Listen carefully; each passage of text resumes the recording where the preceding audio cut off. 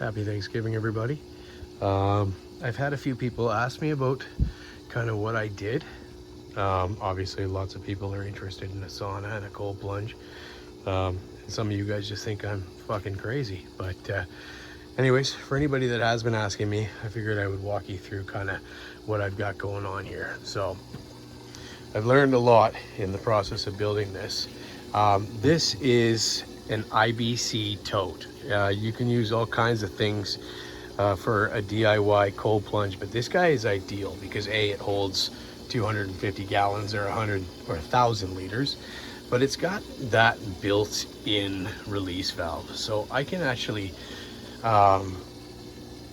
drain this thing, unlike a lot of other buckets or tubs or things that you can use to fill. So it makes life a little easier when it comes time to empty this and refill it again. What I've learned though is this water is hard to keep clean. So that is my outdoor shower. It's just a hose, kind of a poor man's outdoor shower, but it works perfectly. And after I get out of the sauna, I can rinse off, get all the skin off me and the sweat, and kind of help keep this thing clean a little bit. But what's really doing the trick is the Holy Trinity for keeping water clean, which I've learned about through the research.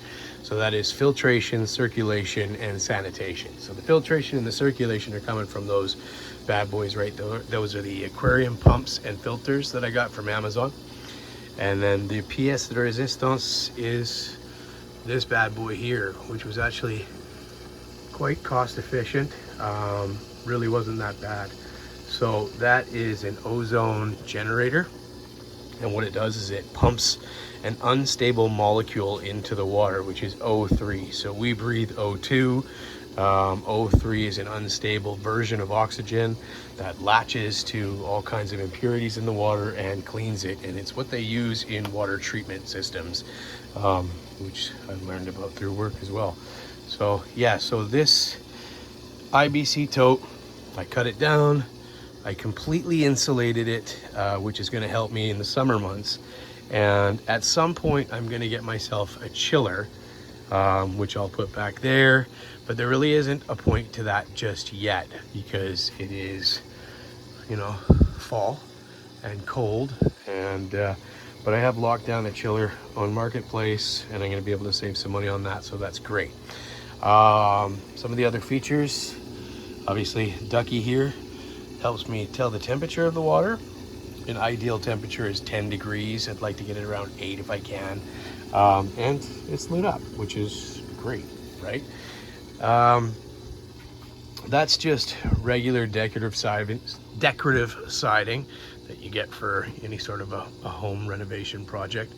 And then the sauna, I cheaped out on because I spent a little bit too much money on that siding and some of the other features. But at some point, I'm going to use that insulation right there to make an insulated top, and then in the summer months when I've got the chiller going, it'll keep things cold for me. And then I'm going to use the rest of that insulation on that sauna. Oh yeah, I didn't talk about this, but I've got the pool vacuum and the pool strainer, and yeah, between all of these things, the shower, the circulation, filtration, sanitation, I said it right, yeah, the vacuum, we've got clear water. So then onto the sauna. At some point I'm going to side this with cedar. It works like a hot damn though.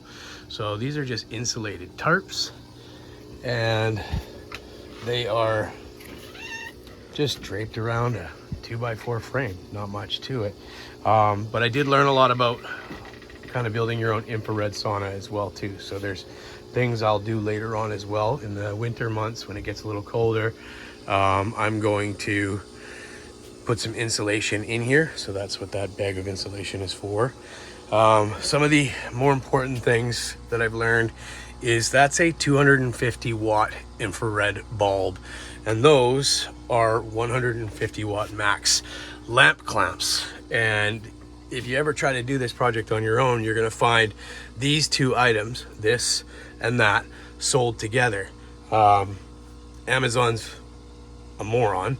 those two things don't go together. So you got to really pay attention. So you got to get yourself the 250 watt lamp clamps to go with the 250 watt bulbs. And then for the 150 watt lamp clamps, I've got ceramic heat bulbs. Now this guy here, that is the thing that keeps this thing really cooking, and that is a paint curing infrared heater. And it's, I mean, it really does the trick. And then obviously to keep things nice and moist in here, I've got the steamer. So anyway, we're sitting here, it's 42.8 degrees right now, and I just turned this bad boy on to make this video. So yeah, my little slice of paradise. If anybody feels like doing this, I highly suggest DIY. A cold plunge like this with all of these features is going to run you $3,000.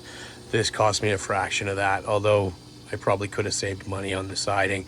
You know, if you want to save money, then go with a cedar siding on that. And I probably didn't overdo anything on this. This is as bare bones, as cheap as it gets, and man, does it ever work. And then I guess yeah, last little thing to include is I've got my essential oils there, which just kind of makes the experience even better. You know, you throw the essential oils into that bad boy, and boy, it really feels good to sit in here for half an hour. And then the hot cold back and forth, it's just kind of a dream to have this in my own home. So there it is. There's the project. It's unfinished, but it's getting close. It's getting real close. Good night, everybody. Happy Thanksgiving.